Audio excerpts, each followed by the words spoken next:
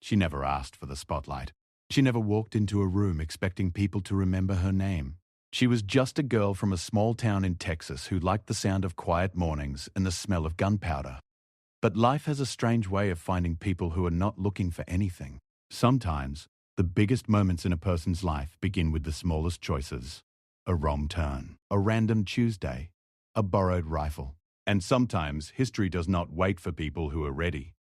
It grabs the ones who are simply standing in the right place, doing the thing they love, without knowing that someone important is watching. This is the story of a woman who changed everything, not because she wanted to prove something, but because she could not help being exactly who she was.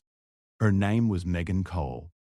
She grew up in a town called Ridgewater, about 40 miles south of Fort Worth. It was the kind of town where everybody knew everybody. The kind of place where Friday nights meant high school football and Saturday mornings meant church. Her father, Dale Cole, was a retired Army sergeant who had served 2 tours overseas before coming home and opening a small hardware store on Main Street. Her mother, Linda, worked part-time at the local school as a teacher's aide. They were simple people, good people, the kind of people who never raised their voices at each other in public and who always had a plate of food ready if someone showed up at the door. Megan was the youngest of 3. She had 2 older brothers, Tyler and Jake, both of whom were loud and competitive and constantly trying to outdo each other in everything from arm wrestling to who could eat more pancakes on a Sunday morning. Growing up with them made Megan tough in ways she did not fully understand until later. She learned how to take a hit without crying. She learned how to stand her ground when someone tried to push her around. And most importantly, she learned how to be patient. Because in a house full of noise, the quiet one always sees things that others miss. Dale started taking his kids to the local shooting range when they were young. Tyler was 10, Jake was 8, and Megan was only 6 the first time she held a rifle. It was a small .22 caliber, nothing fancy. Dale had set up a few tin cans on a wooden fence about 20 yards away. Tyler went first. He hit 2 out of 5. Jake hit one and complained that the wind was messing up his aim.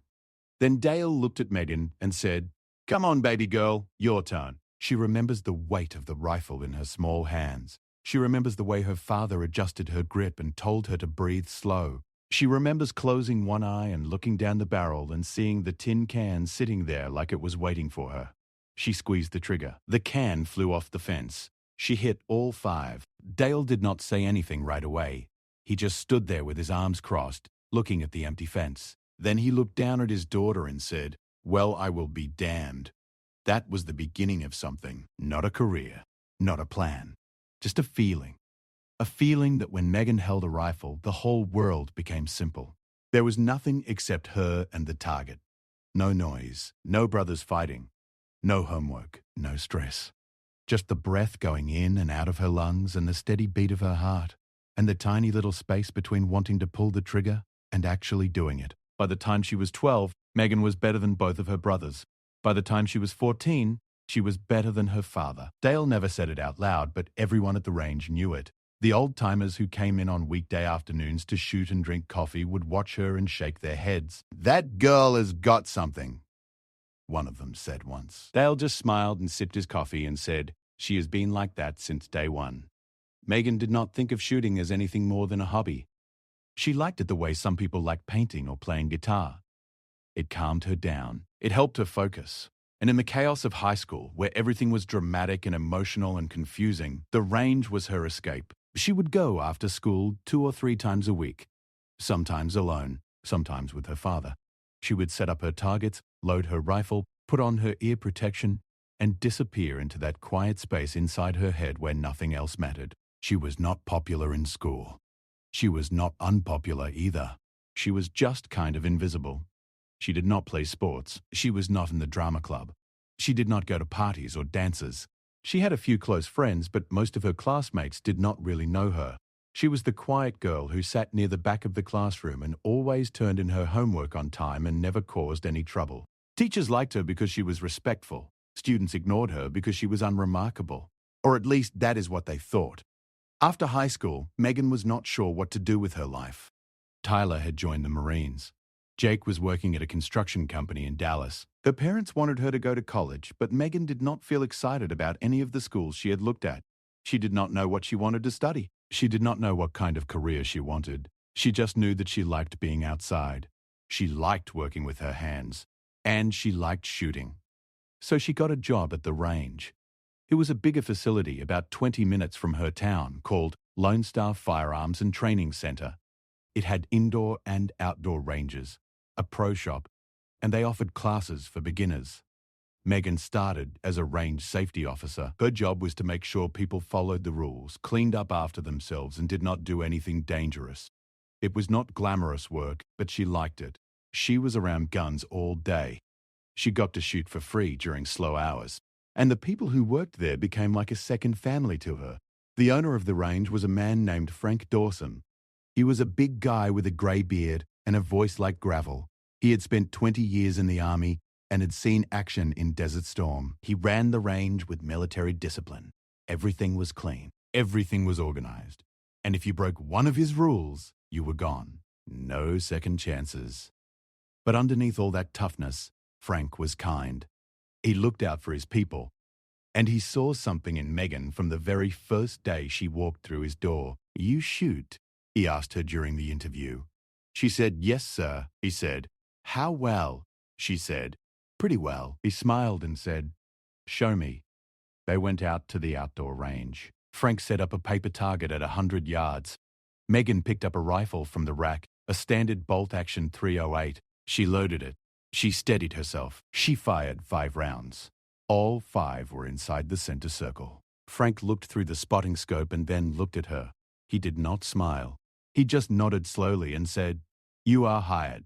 Over the next 2 years, Megan became one of the best employees at Lone Star. She was reliable. She was calm under pressure. And she had a natural ability to teach. When new shooters came in, nervous and uncertain, Megan had a way of putting them at ease. She would stand next to them and speak softly and guide their hands and help them find the right position. She never yelled. She never got frustrated. She just patiently helped people get better, one shot at a time. The regulars loved her. The staff respected her. And Frank started trusting her with more responsibility. He let her run classes on her own. He let her close up the range at night. And he started entering her in local shooting competitions without telling her. The first competition was in a town about an hour north. It was a small event, maybe 30 shooters. Mostly men. When Megan showed up, a few of them looked at her like she was lost. She was 20 years old. She weighed about 120 pounds. She had her hair in a ponytail and was wearing a plain grey t-shirt and jeans. She did not look like a competitive shooter. She looked like someone's daughter who had wandered in by accident. She finished first. Not by a small margin either. She beat the second-place finisher by a wide gap. When they announced her name, the room went quiet for a moment before someone started clapping. Then everyone joined in. A few of the men who had looked at her funny came up afterward and shook her hand. One of them, an older guy with a Marine Corps tattoo on his forearm, said, "Young lady, I have been shooting for 30 years and I have never seen anyone shoot like that." Megan just smiled and said, "Thank you, sir." Frank entered her in more competitions. She won most of them. She started getting a small reputation in the regional shooting community. People knew her name.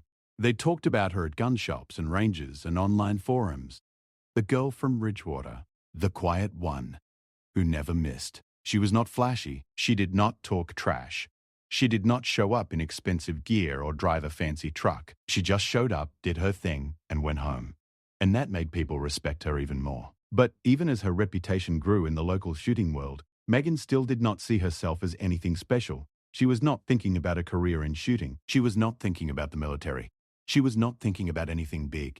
She was just living her life, working at the range, helping customers, shooting when she could, going home to her small apartment and feeding her dog and watching television and falling asleep on the couch. It was a simple life, a quiet life, and she was happy with it. She did not know that everything was about to change. She did not know that a phone call Frank received one Tuesday afternoon would set off a chain of events that would take her from a small-town range in Texas to places she had never imagined.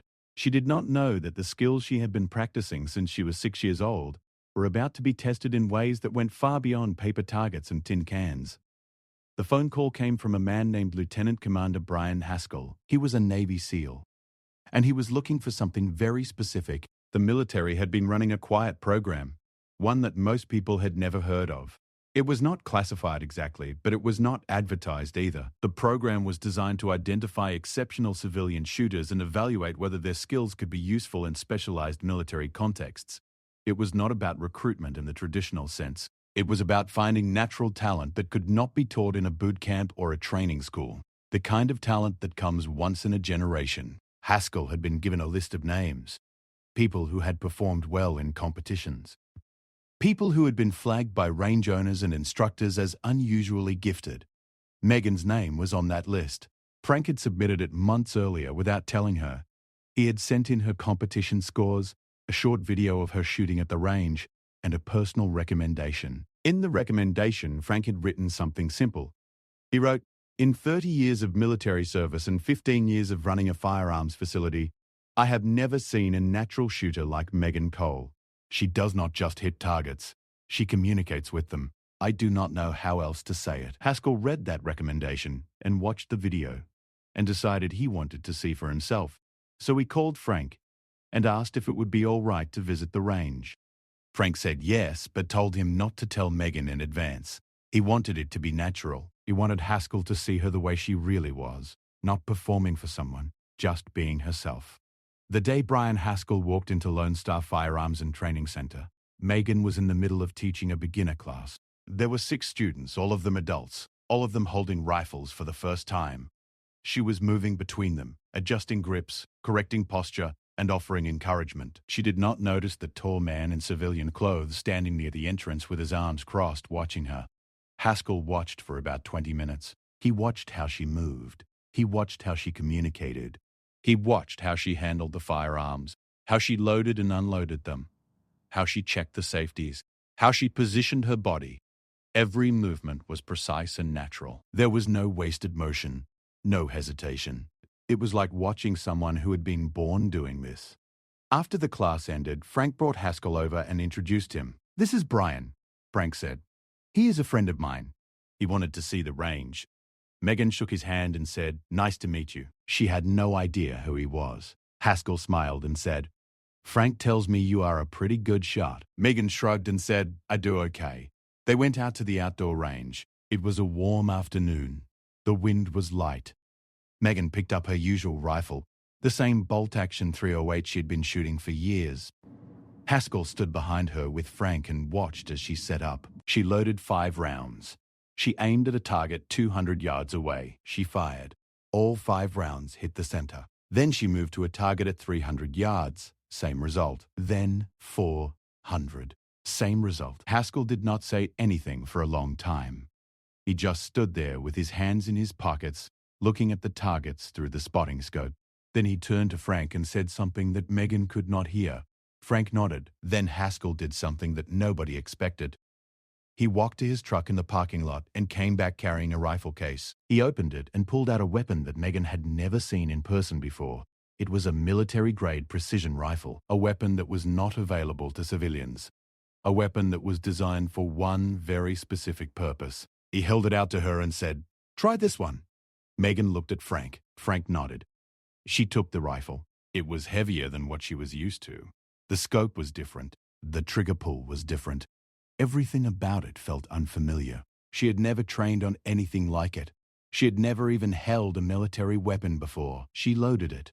She settled into position. She adjusted the scope. She took a breath. She aimed at the target at 400 yards. She fired dead center. She fired again and again and again. 5 rounds, all of them inside a circle the size of a quarter, at 400 yards. With a rifle she had never touched before in her life. Haskell took off his sunglasses and looked at her. Then he looked at Frank. Then he looked back at her. "Miss Cole," he said, "I think we need to have a conversation." And just like that, standing on a dusty range in Texas on a Tuesday afternoon, with the sun going down and the wind picking up and her dog waiting for her at home, Megan Cole's life split into 2 pieces. The life she had been living, and the life that was about to begin. She did not know it yet. But the rifle in her hands was not just a weapon, it was a key. And the door it was about to open would lead her into a world she had never imagined, with people she had never met, doing things that most people would never believe.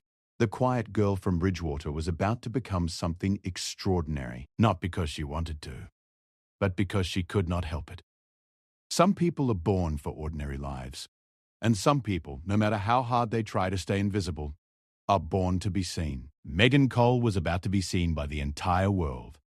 The conversation happened that same evening. Haskell asked Megan if she had time to sit down and talk. She said sure, thinking it would be a short chat about shooting techniques or maybe some advice on competitions. They sat in Frank's office at the back of the range, surrounded by old photographs of military units and shelves full of ammunition catalogues. Frank made coffee. Haskell closed the door. And for the next 2 hours, Megan listened to a man describe a world she had never known existed. Haskell explained that he was a Navy SEAL. He explained that he had been serving for 16 years. He had been deployed to Afghanistan, Iraq, Syria, and several other places he could not name. He spoke calmly and clearly, the way someone speaks when they have had to brief rooms full of generals and politicians. He did not waste words.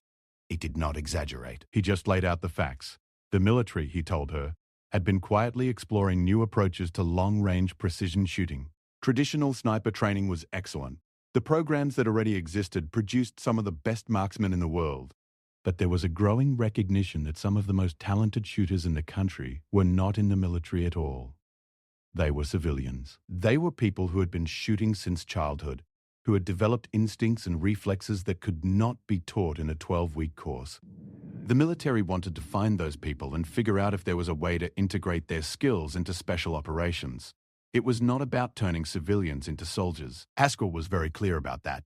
The program was about evaluation and research. They wanted to study how exceptional shooters processed information, how they adjusted to wind and distance and temperature, how they controlled their breathing and their heart rate, how they made decisions under pressure. The goal was partly scientific. They wanted to understand what made a natural shooter different from a trained one, and the goal was partly practical. If someone showed the kind of talent that could make a difference in the field, the military wanted to know about it. Megan sat quietly through most of this. She did not interrupt. She did not ask many questions.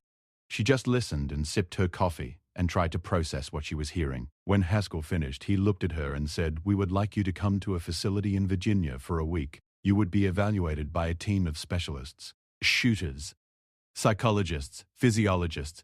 Everything would be voluntary. You could leave at any time, and everything would be confidential." Megan looked at Frank.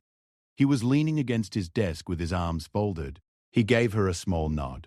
She looked back at Haskell and said, "Can I think about it?" he said. "Of course. Take all the time you need." He gave her a card with a phone number on it and said, "Call me when you have decided." That night, Megan drove home in silence. She did not turn on the radio. She did not call anyone. She just drove through the dark Texas roads with the windows down, feeling the warm air on her face and trying to figure out how she felt. She was not scared exactly. She was not excited either. She was confused. She had built a life that made sense to her. A small life, a safe life. And now, someone was asking her to step outside of it. Dale listened without saying much. When she finished explaining, there was a long pause. Then he said, "Baby girl, you have been the best shooter I have ever seen since you were 6 years old. If the Navy SEALs want to see what you can do, I think you owe it to yourself to show them." She called Haskell that afternoon and said she would come. 2 weeks later, Megan flew to Virginia. It was the first time she had ever been on an airplane. She packed a small bag with a few changes of clothes, her toothbrush, and a photograph of her family that she kept on her nightstand. A car picked her up at the airport and drove her through green hills and thick forests to a facility that did not have a name on the gate, just a number, Building 719.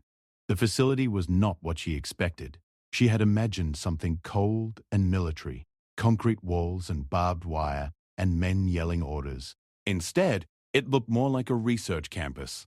Clean buildings, quiet hallways, people walking around in a mix of military uniforms and civilian clothes. There was a cafeteria that served surprisingly good food. There were dormitory-style rooms that were small but comfortable. And there were ranges, multiple ranges, indoor and outdoor. Some of them stretched out to distances that Megan had never shot before. She met the team on her first morning. There were 12 evaluators in total.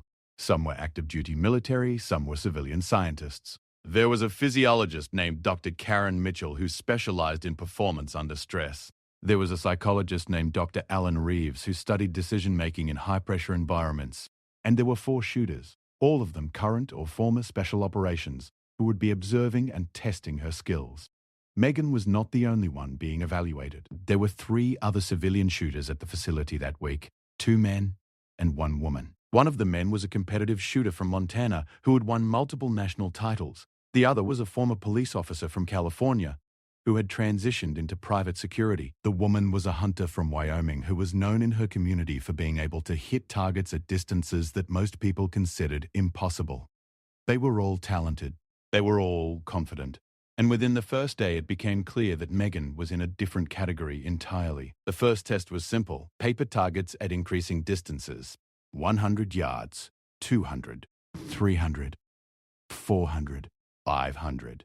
They were using standardized military rifles. Everyone was given the same weapon, the same ammunition, and the same amount of time. At each distance, they fired 10 rounds. Up to 300 yards, all 4 shooters performed well. The scores were close. The differences were small. But at 400 yards, things started to separate. The former police officer from California began to struggle. His groupings widened. He was still hitting the target, but not the center. At 500 yards, the hunter from Wyoming started to have trouble too. The wind was picking up, and her shots were drifting. The competitive shooter from Montana held steady. He was very good. His groupings were tight and consistent, even at 500 yards. But Megan was better. At every distance, her groupings were tighter. At 500 yards, where the others were working hard just to stay on target, Megan's shots were clustered in the center like she was shooting at 50 yards. The evaluators looked at each other. Dr. Mitchell wrote something in her notebook. One of the military shooters, a man named Sergeant First Class Danny Ruiz, shook his head slowly and muttered something under his breath. The second day was more intense. They moved to longer distances: 600 yards, 700, 800. These were distances that even experienced military snipers found challenging. The wind was unpredictable, the targets were small, and the pressure was increasing because now the evaluators were timing each shot and recording not just accuracy but consistency. Megan had never shot at 800 yards before. She had never even practiced at distances beyond 500. But something happened when she looked through the scope at that tiny target way out in the distance. Something clicked. It was the same feeling she had when she was 6 years old, standing on her father's range with a .22 caliber rifle looking at a tin can on a fence. The world got quiet. The wind did not disappear, but she could feel it. Not just on her skin. She could feel it in her bones. She could sense how it would move her bullet. She could feel the distance like it was a physical thing, like a rope stretched between her and the target, and all she had to do was follow it. She fired. The spotter called the hit. Center. She fired again. Center. 10 rounds at 800 yards, 9 of them in the center ring, 1 just barely outside it. Sergeant Ruiz walked over to her afterward. He was a big man with dark eyes and a jaw that looked like it had been carved from stone. He had been a sniper in the army for 12 years. He had more than 90 confirmed kills in combat. He was one of the most respected marksmen in the entire military. He looked at Megan for a long moment and then said, "I have been doing this my entire adult life. I have trained with the best shooters in the world. And I am telling you right now, what you just did is something I have only seen 2 or 3 people do in my entire career." Megan did not know what to say. She just nodded and said, "Thank you." They did not go to the range. Instead, Megan spent the day in a lab with Dr. Mitchell and Dr. Reeves. They put sensors on her body. They measured her heart rate, her breathing patterns, her eye movements, her muscle tension. They put her in a simulator that replicated the experience of shooting under stress. Loud noises, flashing lights, time pressure, simulated threats. What they found was remarkable. Most shooters, even very good ones, show measurable increases in heart rate and muscle tension when they are under stress. Their breathing becomes faster. Their eye movements become erratic. Their performance drops, sometimes by a little, sometimes by a lot. It is a natural human response. The body floods with adrenaline, and the fine motor skills that are essential for precision shooting begin to degrade. Megan was different. Under stress, her heart rate actually slowed down. Her breathing became deeper and more rhythmic. Her eye movements became more focused, not less. Her muscle tension decreased. It was as if her body responded to pressure by becoming calmer rather than more agitated. Dr. Mitchell had seen this kind of response before, but only in a handful of elite athletes and monks who had spent decades practicing meditation. In a 20-year-old woman from a small town in Texas who had no formal training and no meditation practice, it was extraordinary. Dr. Reeves conducted a series of cognitive tests as well. He was interested in how Megan processed information. He gave her complex scenarios where she had to calculate wind speed, distance, elevation, and temperature, and make a shooting decision in a limited amount of time. Most people approach these problems analytically. They do the math. They use formulas. They work through the variables step by step. Megan did not do that. She could not explain how she arrived at her answers. She just looked at the scenario and knew. She could feel it. It was intuitive. And she was right almost every time. Reeves wrote in his evaluation that Megan appeared to possess an unusually advanced form of spatial reasoning, combined with an almost unconscious ability to integrate multiple environmental variables simultaneously. In simpler terms, her brain was doing complex mathematics without her being aware of it. She was calculating wind drift and bullet drop and atmospheric pressure the way most people calculate how hard to throw a ball to a friend standing across a yard. It was natural, it was effortless, and it was incredibly rare. On the fourth day, they went back to the Grange. But this time, it was not just about hitting targets. They wanted to see how Megan performed in conditions that were closer to real-world operations. They set up scenarios. Moving targets. Targets that appeared and disappeared. Targets at unknown distances that she had to estimate without a rangefinder. Targets that were partially obscured by obstacles. And they added distractions. Noise. Smoke. Time pressure. Simulated radio chatter in her ear. The other 3 shooters went first. They all performed well. The competitive shooter from Montana was particularly impressive. He adapted quickly to the changing conditions and maintained a high level of accuracy.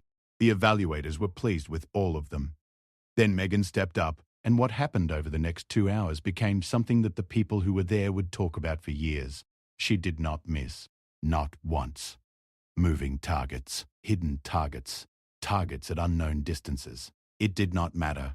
Every round she fired found its mark. The evaluators stopped writing in their notebooks and just watched. Sergeant Ruiz, who had been standing with his arms crossed and a neutral expression on his face for the entire week, actually smiled. Not a big smile. Just a small one. But for a man like Danny Ruiz, that was the equivalent of jumping up and down. There was one moment in particular that became legendary. The final scenario involved a target that was partially hidden behind a simulated wall at an estimated distance of 650 yards. The wind was gusting from the left. There was smoke drifting across the range, and Megan was given only 8 seconds to identify the target, calculate the shot, and fire. 8 seconds is not a lot of time. Most trained snipers would need at least 15 to 20 seconds for a shot like that. Some would need more. Megan did it in 5. She identified the target, adjusted the scope, accounted for the wind and the distance, and fired. The round passed through a gap in the simulated wall no wider than a few inches and hit the target dead center. The evaluators looked at each other. Dr. Mitchell closed her notebook. Haskell, who had been watching from the back, took out his phone and made a call. That evening, Megan was asked to come to a meeting room on the 2nd floor of the main building. When she walked in, there were 6 people sitting around a table. Haskell was there. Ruiz was there. Mitchell and Dr. Reeves were there. And 2 people she had not met before. One was a woman in a Navy uniform with silver eagles on her collar, a captain. The other was a man in civilian clothes who never gave his name. Haskell spoke first. He thanked Megan for her time and her willingness to participate in the evaluation. He told her that the results had exceeded their expectations. Then the captain spoke. She introduced herself as Captain Diane Wexler. She was part of a Special Projects Division within Naval Special Warfare. She told Megan that what she had demonstrated over the past 4 days was, in the professional opinion of everyone in the room, exceptional. She used that word 3 times. Exceptional. Then Captain Wexler said something that changed everything. She said, "Megan, we would like to offer you an opportunity. It is not an enlistment. It is not a contract. It is an invitation. We are developing a new program. A program that has never existed before. And we believe you could be a central part of it." The program, Wexler explained, was called Project Longbow. It was designed to integrate exceptional civilian marksmen into advisory and support roles alongside special operations teams. The civilians would not be soldiers. They would not go through boot camp. They would not take orders in the traditional military sense. They would be classified as specialized consultants. Their role would be to provide precision shooting support in training environments and, in certain very specific circumstances, in the field. It had never been done before. There was no precedent for it. And there were people within the military establishment who were opposed to the idea. They thought it was unnecessary. They thought it was dangerous. They thought it undermined the integrity of the special operations community. But there were also people, powerful people, who believed that the world was changing and that the military needed to adapt. They believed that talent should be recognized wherever it was found. And they believed that Megan Cole was the kind of talent that could prove the concept. Megan sat in that room and listened. She looked at the faces around the table. These were serious people, career military, scientists, decision makers. And they were all looking at her like she was the answer to a question they had been asking for years. She thought about her father. She thought about the first time she held a rifle. She thought about the tin cans on the fence and the sound they made when they went flying. She thought about the range and Frank and the sunsets over the Texas hills. She thought about her small apartment and her dog and her quiet, simple life. And then she thought about what it would feel like to say no, to go back to that life, knowing that she had been offered something extraordinary and turned it away. She thought about what it would feel like to spend the rest of her life wondering what would have happened if she had said yes. She looked at Captain Wexler and said, "When do I start?" The room was quiet for a moment. Then Haskell smiled. Ruiz nodded. Dr. Mitchell wrote something in her notebook, and Captain Wexler said we start Monday. Megan flew back to Texas the next day. She had the weekend to pack her things, say goodbye to Frank, and call her family. She called her father first. She told him about the evaluation. She told him about the results. She told him about Project Longbow. Dale was quiet for a long time. Then he said, "Megan, I have known since you were 6 years old that you were meant for something bigger than this town. I just did not know what it was. Now I do. You go out there and you show them what you are made of." She called her mother next. Linda cried, not because she was sad, because she was proud and scared and overwhelmed all at once. She told Megan to be careful. She told her to call every week. She told her she loved her. Megan promised all three. She went to the Grange on Saturday morning. Frank was waiting for her. He already knew. Haskell had called him. They stood in the parking lot for a few minutes, not saying much. Then Frank pulled a small box from his pocket and handed it to her. Inside was a brass coin. On one side was the logo of Lone Star Firearms. On the other side were the words, "Shoot straight, come home." Frank said, "I had this made for you. Keep it with you. It will remind you where you came from." Megan hugged him. It was the first time she had ever hugged Frank. He was stiff at first, the way tough old men are when they are not used to being hugged. Then he put his arms around her and held her for a moment and said, "Go make us proud, kid." On Sunday night, Megan sat in her empty apartment. She had packed her bags. She had given her dog to her friend Sarah, who lived down the street and who cried when Megan told her she was leaving. The apartment was bare. The walls were empty. The shelves were cleared. It looked like nobody had ever lived there. Megan sat on the floor with her back against the wall and held the brass coin in her hand. She turned it over and over, feeling the weight of it, reading the words with her fingers. "Shoot straight, come home." She was 20 years old. She was about to enter a world that she did not understand, surrounded by people who had trained for years to do things she had never imagined. She was scared. She was excited. She was certain and uncertain at the same time. She put the coin in her pocket and stood up. She picked up her bags and walked out the door. She did not look back. Whatever was coming, she was ready. Or at least she thought she was. Because what was waiting for her at Project Longbow was harder than anything she had ever faced. Harder than the longest shot. Harder than the toughest competition. Harder than any test she had passed in Virginia. It was going to test not just her skills, but her courage, her resilience, and her identity. It was going to break her down before it built her up. And it was going to show her that being exceptional is not always a gift. Sometimes it is a burden. A heavy, lonely, beautiful burden that only a few people in the world are strong enough to carry. Megan Cole was about to find out if she was one of them. Megan arrived at the Project Longbow facility on a cold Monday morning in November. The base was located in a remote part of North Carolina, surrounded by dense pine forests and red clay roads that turned to mud when it rained. It was not a large installation. There were a few buildings, a mess hall, a barracks, and a series of ranges that stretched deep into the woods. From the outside, it looked like an unremarkable military training site. From the inside, it was anything but. There were 14 people in the program. 12 of them were active-duty special operators, SEALs, Green Berets, Marine Raiders, men who had been through the most grueling selection processes in the world, men who had fought in the most dangerous places on Earth, men who had killed and watched their friends die and kept going. They were the elite of the elite, and they did not look happy to see a 20-year-old civilian woman walking through the gate with a duffel bag over her shoulder. Megan was the only civilian in the program. She was the only woman. And she was the youngest person there by at least 6 years. The program was led by Captain Wexler, but the day-to-day training was run by a man named Master Chief Kevin Foley. Foley was a legend in the SEAL community. He had been a sniper team leader for over a decade. He had been awarded the Silver Star and the Bronze Star with valor. He was quiet, methodical, and unforgiving. He did not care about feelings. He did not care about backgrounds. She cared about results.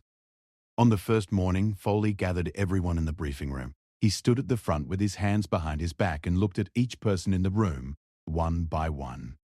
When his eyes landed on Megan, they stayed there for an extra second. Then he began to speak. He told them that Project Longbow was an experiment. He told them that nobody in the military establishment knew if it would work. He told them that there were powerful people who wanted it to fail, and he told them that his job was to make sure it succeeded. He said, "I do not care who you are. I do not care where you come from. I do not care about your rank or your service record or your personal story. The only thing I care about is whether you can perform. If you can, you will stay. If you cannot, you will leave. There are no exceptions and no excuses." Then he looked directly at Megan and said, "That includes you, Miss Cole. You were invited here because some very smart people think you are special. I am not convinced yet. You will prove it to me the same way everyone else does. On the range, in the dirt, under pressure. Are we clear?" Megan met his eyes and said, "Yes, Master Chief." He nodded once and said, "Good. Let us get started."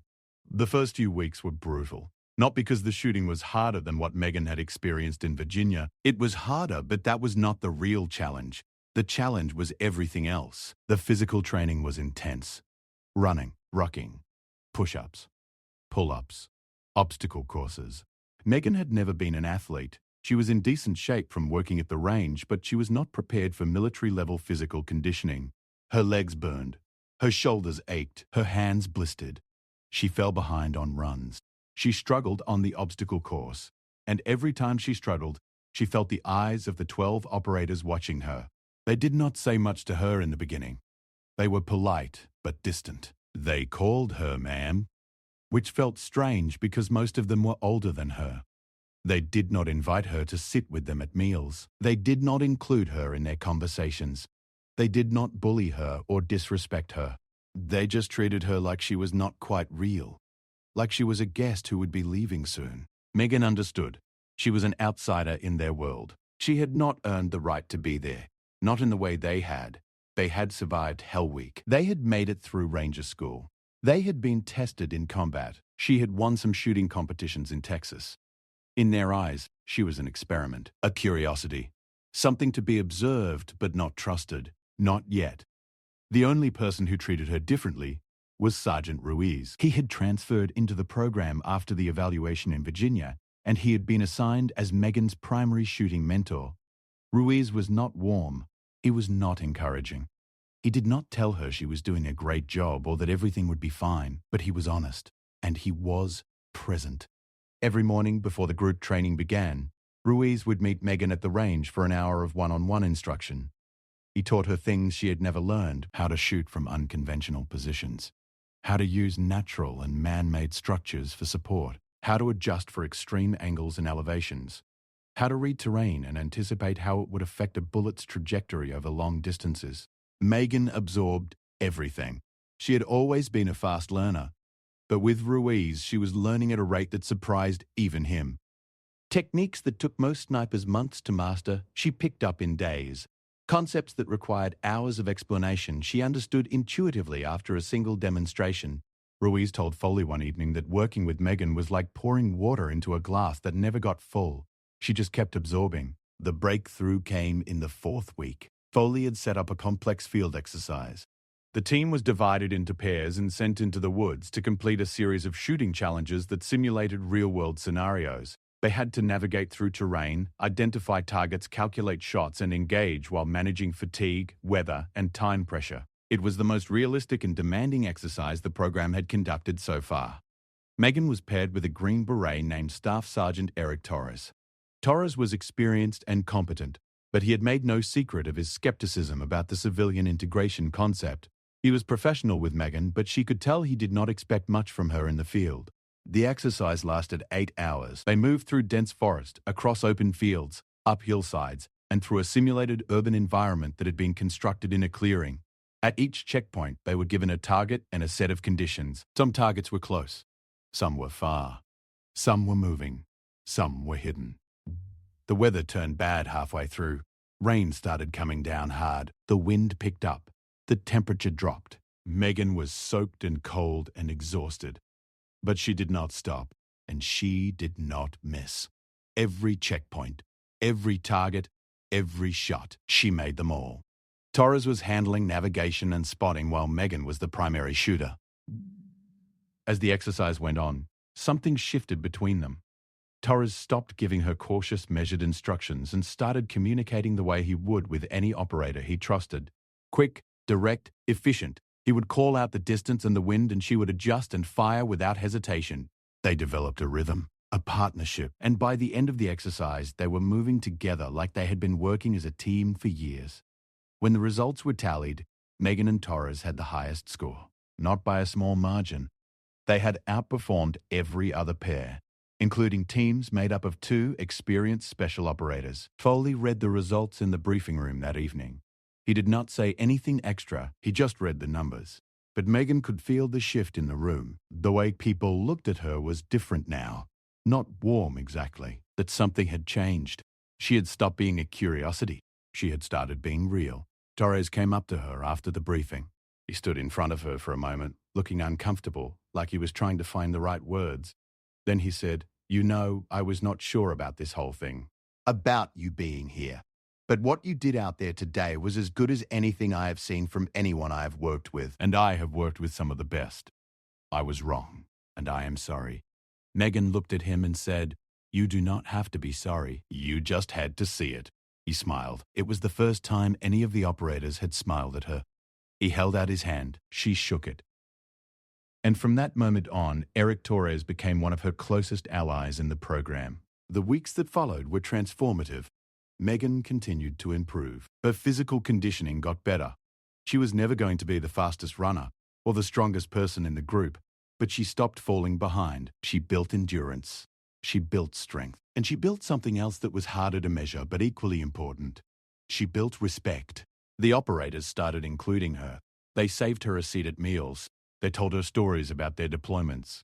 They asked her about her life in Texas. They gave her a nickname.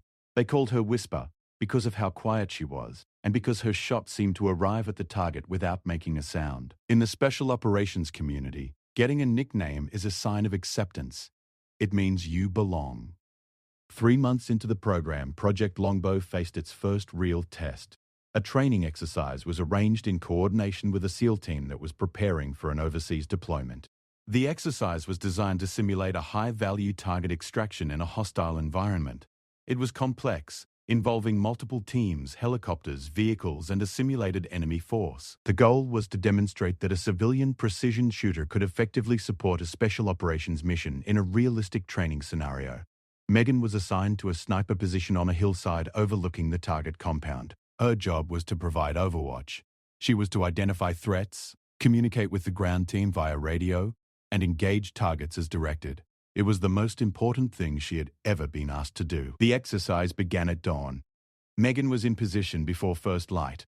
She lay on the cold ground in a ghillie suit, her rifle steady, her scope trained on the compound below. The world was grey and quiet. Fog sat in the valleys like smoke. The trees dripped with moisture. She could hear birds waking up in the forest behind her. She waited. For 2 hours, nothing happened. Then the radio crackled. The ground team was moving in. She could see them through her scope, shadows slipping between buildings, flowing like water through the compound. They were fast and silent and precise. Megan tracked them, scanning ahead of their movement, looking for threats. She saw the first target, a simulated enemy, marked with a special vest that would register a hit. He was positioned on a rooftop, hidden behind a low wall. The ground team could not see him, but Megan could. She keyed her radio and called it out. Tango on rooftop, building 3, north side. The team leader acknowledged. Megan was given the green light. She adjusted for distance. 340 yards, light wind from the east. She fired. The target's vest registered the hit. He was out of the exercise. Over the next 45 minutes, Megan engaged 7 more targets. She provided real-time intelligence to the ground team through her scope. She called out enemy positions. She identified threats before they became dangers. And every shot she took was accurate. Every call she made was correct. The exercise was a success. The extraction was completed without a single friendly casualty. When it was over, the SEAL team leader, a man named Lieutenant Jake Brennan, walked up the hill to Megan's position. She was still lying in the dirt, her rifle in front of her, her face streaked with mud and sweat. Brennan crouched down beside her and said, I have run this exercise 12 times. This is the first time my team has completed it with 0 casualties. That was because of you. He reached into his pocket and pulled out a small patch. It was a SEAL trident, not an official one, a personal one, the kind that operators carry as a symbol of their brotherhood. He placed it on the ground next to her and said, You earned this. Megan picked it up and held it in her hand. She did not cry. She did not celebrate. She just looked at it for a long time and then put it in her pocket next to Frank's brass coin. Shoot straight, come home. The success of the training exercise changed everything. Reports were written. Briefings were given. Video footage was reviewed by senior military officials. The word spread through the special operations community. There was a civilian woman in Project Longbow who could shoot like nothing anyone had ever seen. Some people were impressed. Some people were skeptical. Some people were angry.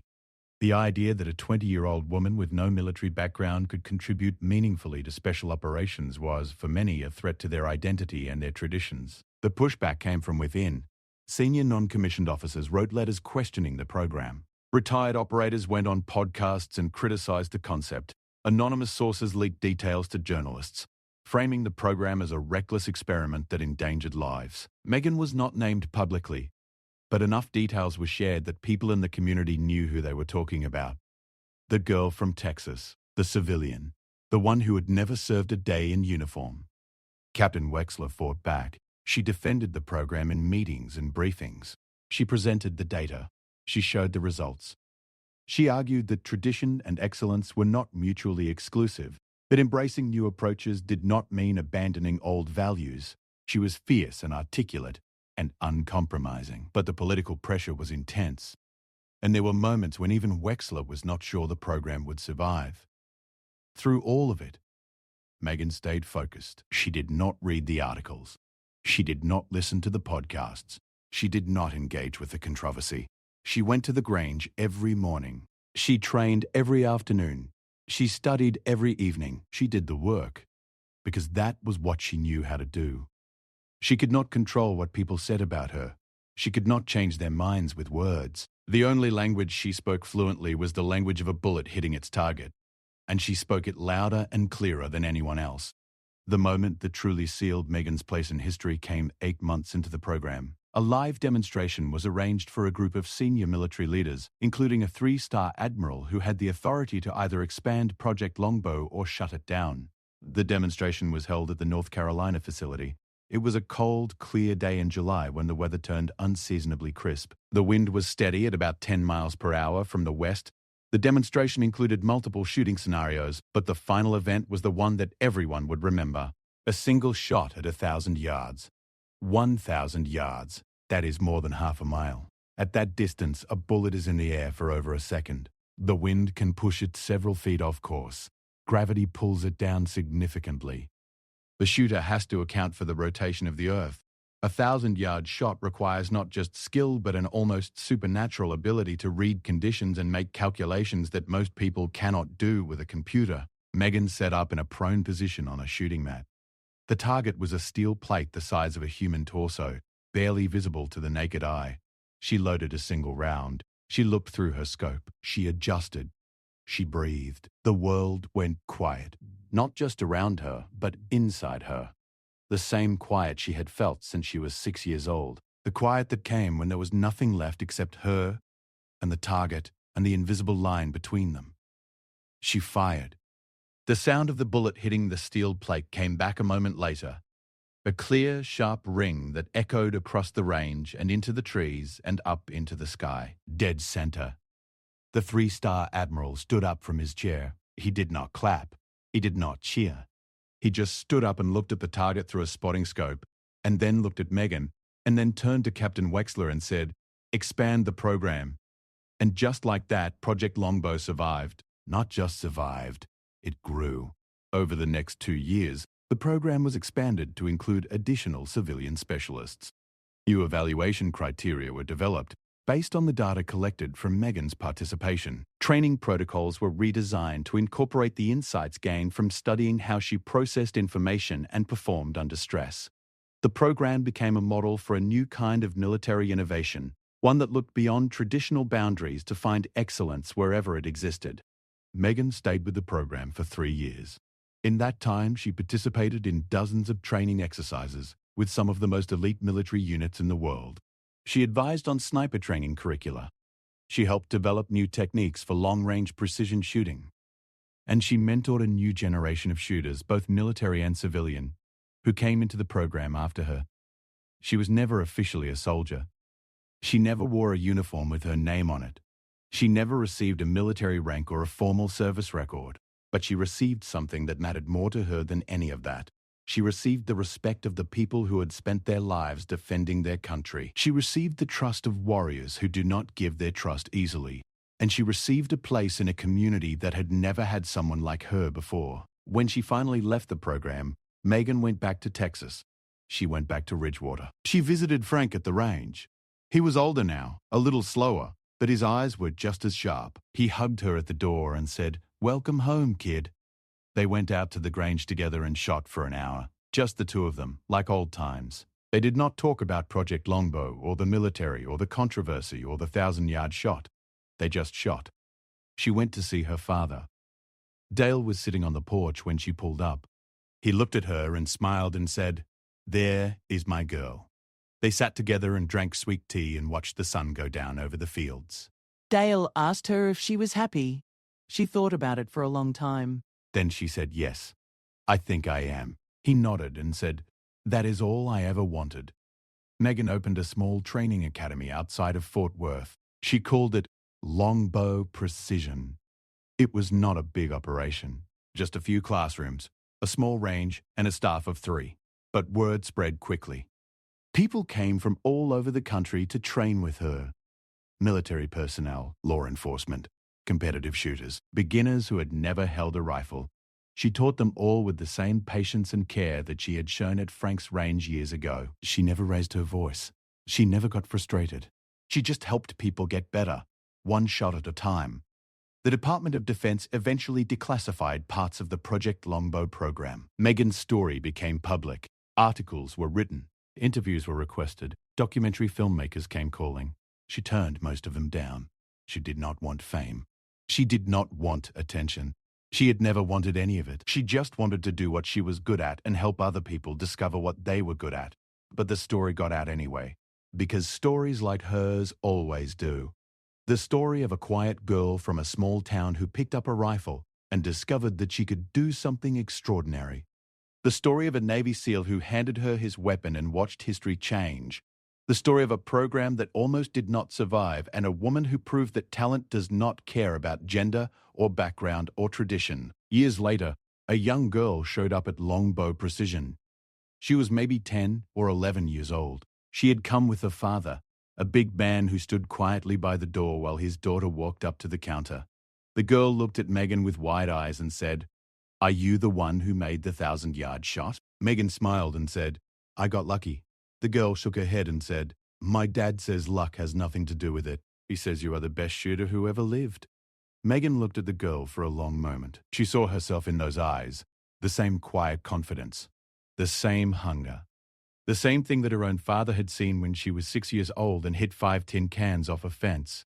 She reached under the counter and pulled out a small .22 caliber rifle. She handed it to the girl and said, "Let us go find out how good you are." They walked out to the Grange together.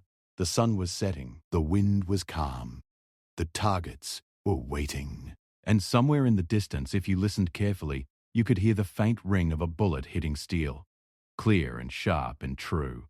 The sound of someone becoming exactly who they were meant to be. The sound that Megan Cole had been making her entire life. And the sound that, because of her, a whole new generation of shooters would make after her. Not because she told them they could, but because she showed them. One shot at a time, from a dusty range in Texas to the most elite military operations in the world and back again. That was her journey. That was her story. Not the story of a woman who wanted to change history, but the story of a woman who could not help it. Because some people are not made for small lives. Some people are made for the distance, for the impossible shot, for the moment when everyone else says it cannot be done, and they step up and do it anyway. Not for the glory, not for the recognition, but because it is who they are, down to the bone, down to the breath, down to the last quiet heartbeat before the trigger breaks and the bullet flies and the world changes forever. That was Megan Cole, the girl from Ridgewater.